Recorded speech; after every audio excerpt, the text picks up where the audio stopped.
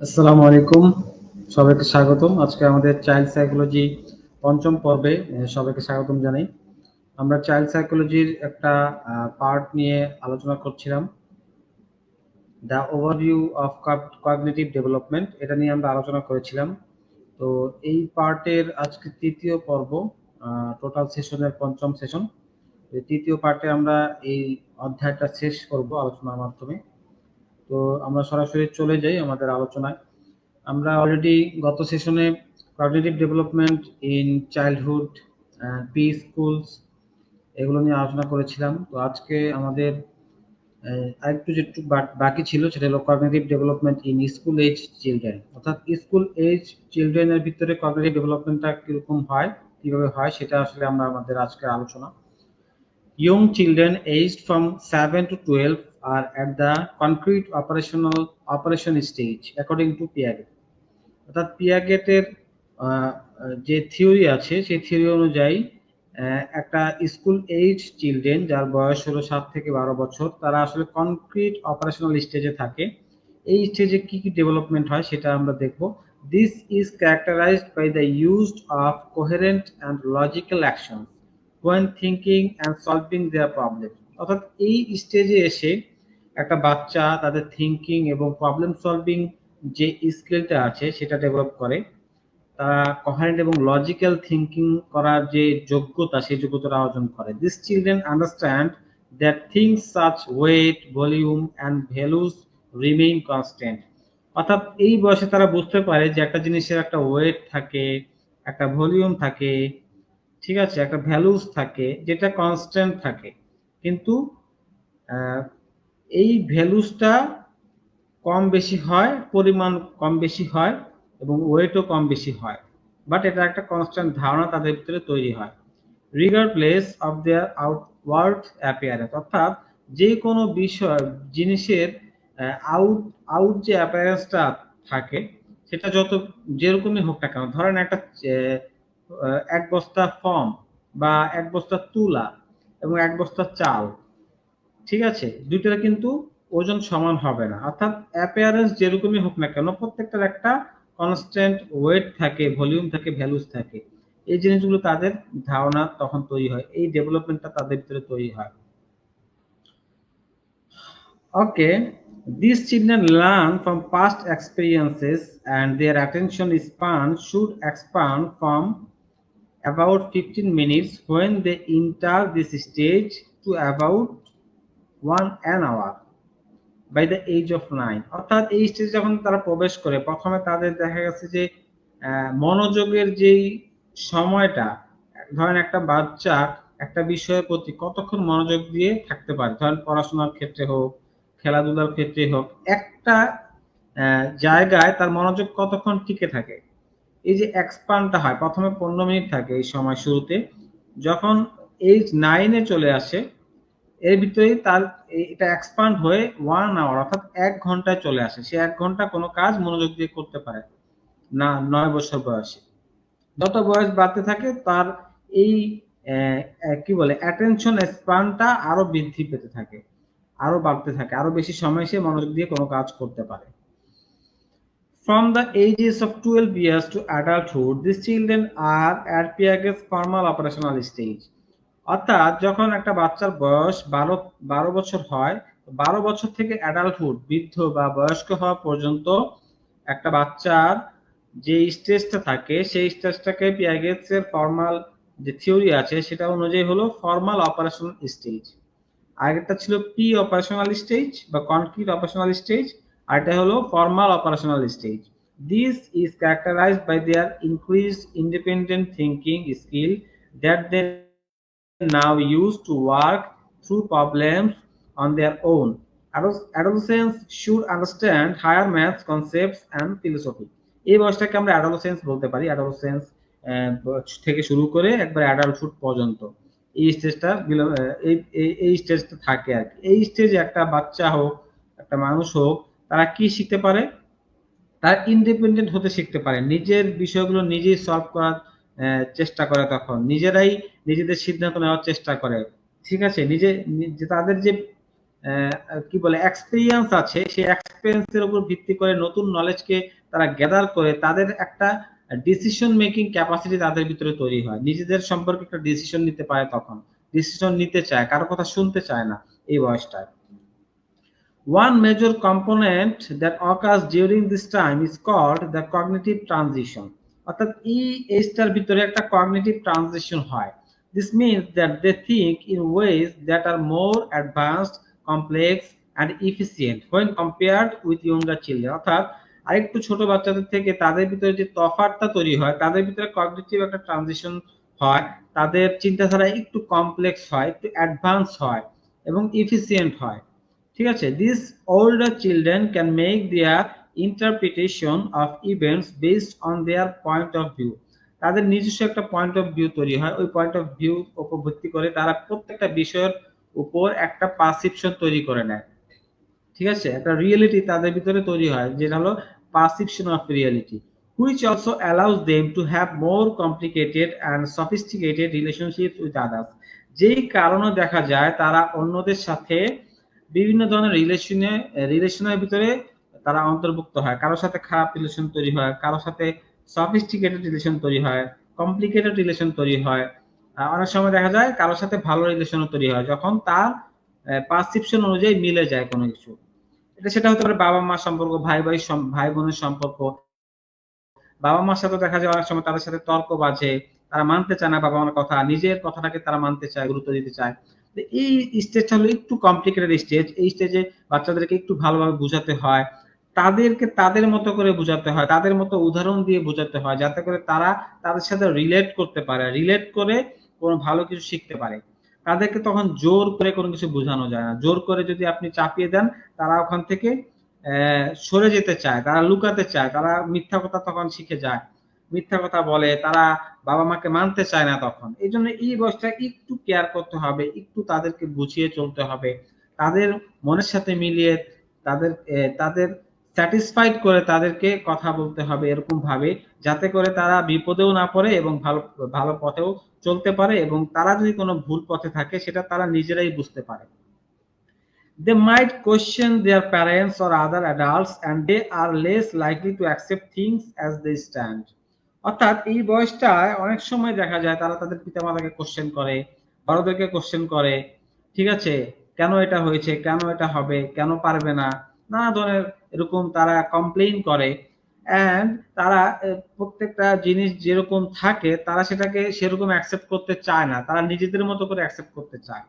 ঠিক আছে, তারা চায় যে কেন এটা এরকম হবে, কেন এটা এরকম হবে না, এরকম একটা জিদ তাদের ভিতরে তৈরি হয়। তো এই বিষয়গুলো একটু খেয়াল রাখতে হবে যে এই বয়সে আসলে এই চেঞ্জ গুলো হয়, এবং এই চেঞ্জটাকে মানিয়ে নিয়ে তাদেরকে ওরকম ভাবে বোঝাতে হবে। ওকে, আমরা কগনিটিভ ডেভেলপমেন্ট নিয়ে আলোচনা করছিলাম। তো আমরা একবারে কগনিটিভ ডেভেলপমেন্টের যে ওভারভিউ আমরা 3টা পর্বে আলোচনা করলাম, সেগুলো আমরা একবারে 1 মান্থ থেকে শুরু করে আমরা বড় হওয়া পর্যন্ত কি কি চেঞ্জ গুলো হয় সেগুলো আমরা এক ধাপে এখন একটু জানবো। The following is the accepted and formal milestones of cognitive development during the first 5 years of life. অর্থাৎ প্রথম 5 বছরে কিভাবে কগনিটিভ ডেভেলপমেন্ট হয়, কি মাইলস্টোন গুলো একটা বাচ্চা গ্যাদার করে, অর্জন করে, সেগুলো আমরা দেখব। 1 মান্থ বয়সে babies watch a person when they speak. অর্থাৎ 1 মাস বয়সে একটা বাচ্চা যখন কেউ কথা বলে তাদের দিকে তাকায়। 2 মান্থস, 2 মাস বয়সে babies smile when they hear a familiar person speak and they will follow the movements of a person with their eyes. অর্থাৎ 2 মাস বয়সে যখন দেখবেন তার ফ্যামিলিয়ার পার্সনের ভয়েস শুনে, অর্থাৎ তার বাবা মা যারা তারা মূলত তার আশেপাশে থাকে সবসময় আসা যাওয়া করে, ওই পার্সন গুলো যখন ভয়েস শুনে তখন তারা স্মাইল দেয়, হাসি দেয়।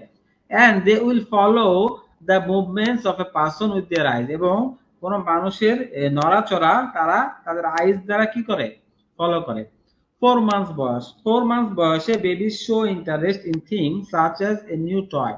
অর্থাৎ যখন বাচ্চার 4 মাস বয়স হয় তখন তারা বিভিন্ন জিনিসের প্রতি ইন্টারেস্ট দেখায়, বিভিন্ন টয় আশেপাশে যা থাকে সেগুলো প্রতি ইন্টারেস্ট দেখায়, সেগুলো ধরতে চায়, সেগুলো মুখে দিতে চায়, এইভাবে ইন্টারেস্ট জাগে তার ভিতরে 4 মান্থস বয়সে। 5 months babies will smile at themselves in a mirror and look when objects move or fall, অর্থাৎ 5 মাস বয়সে একটা বাচ্চা যখন মিররে তার চেহারা দেখে তখন সে হাসে এবং কোন অবজেক্ট কোন বস্তুর মুভমেন্ট তারা ফলো করে এবং পড়ে গেলে সেটা তখন দেখে, তারা খেয়াল করে, লক্ষ্য করে।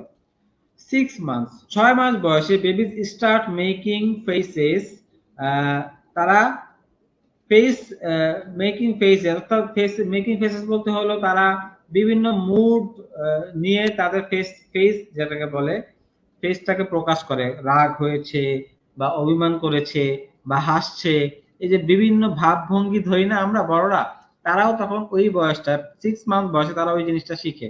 তারা ফেসের বিভিন্ন কি বলে অবয়ব প্রকাশ করে, ফেসিয়াল এক্সপ্রেশন প্রকাশ করে।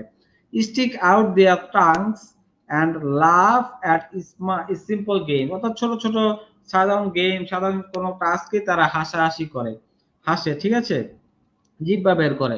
They might also be shy around people they don't know, এবং যারা যারা একটু অপরিচিত, তারা সবসময় যাদেরকে সবসময় দেখে না, তাদেরকে দেখে দেখবেন একটু শাই ফিল করে, তাদের সামনে যেতে চায় না, তাদের কোলে যেতে চায় না এই বয়সটা।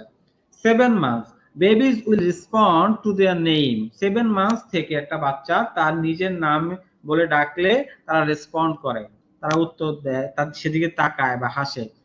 8 months, babies reach for objects out of reach and respond when told no, অর্থাৎ যখন 8 মাস বয়স হয় তখন একটা বাচ্চা দেখবেন যখন তার রিচের আউটে কোনো বস্তু থাকে, সেটা তারা সেটার প্রতি রিচ করতে চায়, হামাগুড়ি দিয়ে হোক, যেভাবে হোক এগিয়ে গিয়ে সেটা ধরতে চেষ্টা করে, সেটা নিতে চেষ্টা করে এবং রিচ করতে পারে। And respond when told no, অর্থাৎ যখন তাদেরকে নো বলা হয়, না ধরবে না, ধরবে না, এটা ধরবে না, তখন তারা সেটা বুঝে যে নো মানে না, এই জিনিস তখন তারা বুঝতে শিখে। এবং দেখবেন অনেক সময় নো বললে তারা কেঁদে ফেলে বা একটা রাগ নিয়ে থাকে তাদের মুখে, কান্না কান্না ভাব নিয়ে থাকে। 9 মাস, 9 মাস বয়সে parents no what A baby likes or dislikes at this time, 9 মাস বয়সে প্যারেন্টস জানতে পারে, বুঝতে পারে যে একটা বাচ্চা কোন জিনিসগুলো পছন্দ করে এবং কোন জিনিসগুলো পছন্দ করে না। They might show excitement when faced with something they like, অর্থাৎ তাদের এক্সাইটমেন্টটা তখন প্রকাশ পায় যখন তাদের পছন্দের কোনো জিনিস তাদের কাছে আসে বা দেখে। and cry when faced with something they dislike, এবং তারা কান্না করে যখন যে জিনিসগুলো সে পছন্দ করে না সেগুলো তার কাছে আসে বা তার সামনে আসে।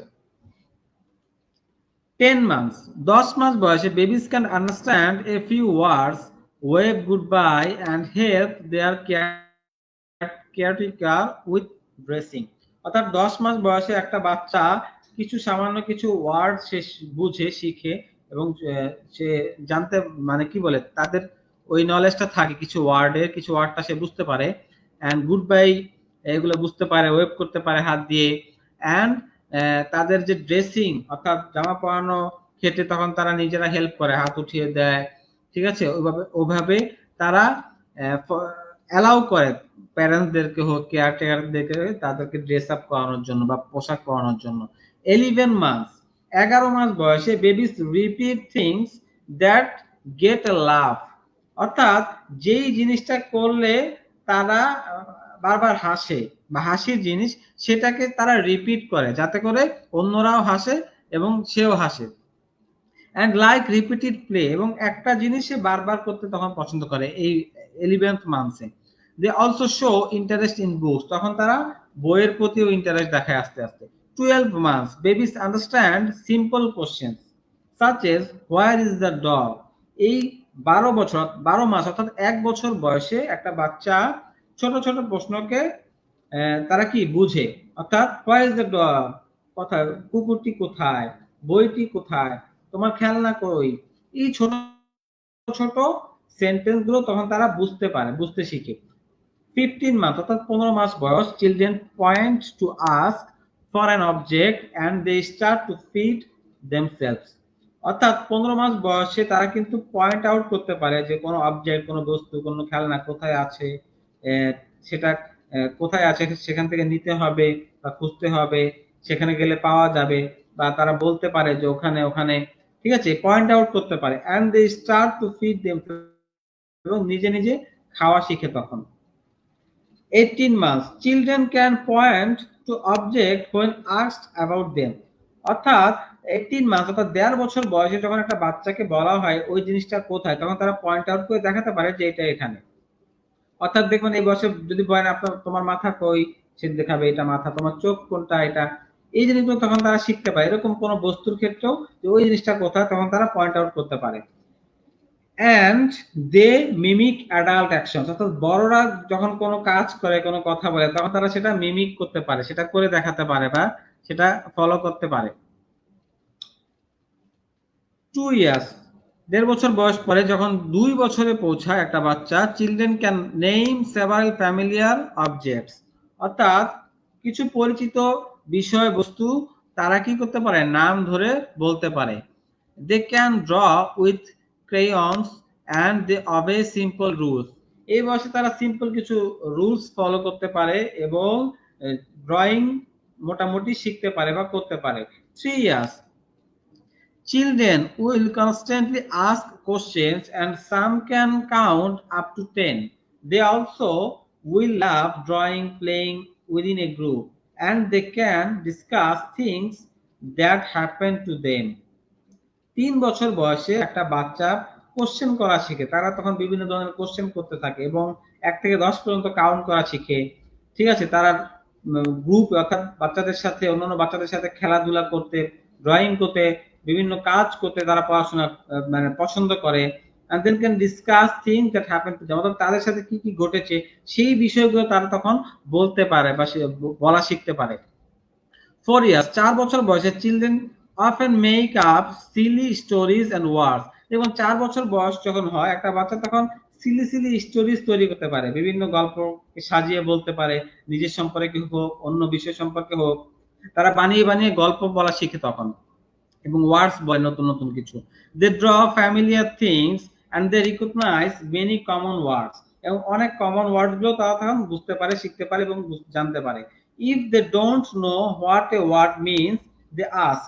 এখন এই বয়সে যখন কোনো জিনিস সে জানে না যে এটা কি, তখন তারা আস্ক করবে এই জিনিসটা কি, কোশ্চেন করবে শেখার জন্য। 5 ইয়ার্স, 5 বছর বয়সে children will recognise shape, numbers and letters, অর্থাৎ 5 বছর বয়সে একটা বাচ্চা কোনো লেটার, নাম্বার বা কোনো কিছু শেপ, এগুলো তারা শিখে, বুঝে এবং জানতে পারে। They will tell lengthy stories, তারা তখন একটু লম্বা স্টোরিও বলতে শিখে।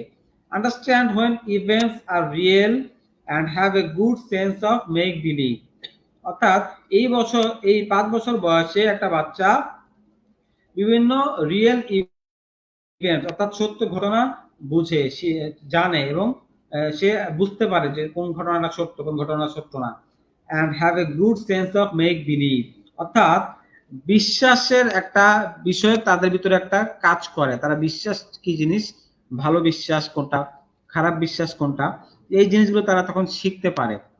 তাদের ভিতরে একটা বিলিভ তৈরি হয়, তাদের বাবা মার প্রতি হোক, বাইরের মানুষদের প্রতি হোক, সেটা খারাপ হোক ভালো হোক, একটা জিনিস দেখতে দেখতে শুনতে শুনতে তাদের ভিতরে একটা বিলিভ তৈরি হয়। তো আজকে ছিল এই পর্যন্তই কগনিটিভ ডেভেলপমেন্টের। আমরা কগনিটিভ ডেভেলপমেন্টের আরো বিভিন্ন পার্ট আছে, সেগুলো আমরা পরবর্তী সেশনে ইনশাআল্লাহ আলোচনা করব। সবাই ভালো থাকবেন, আল্লাহ হাফেজ। ইনশাআল্লাহ পরবর্তী সেশনে দেখা হবে। আসসালামু আলাইকুম।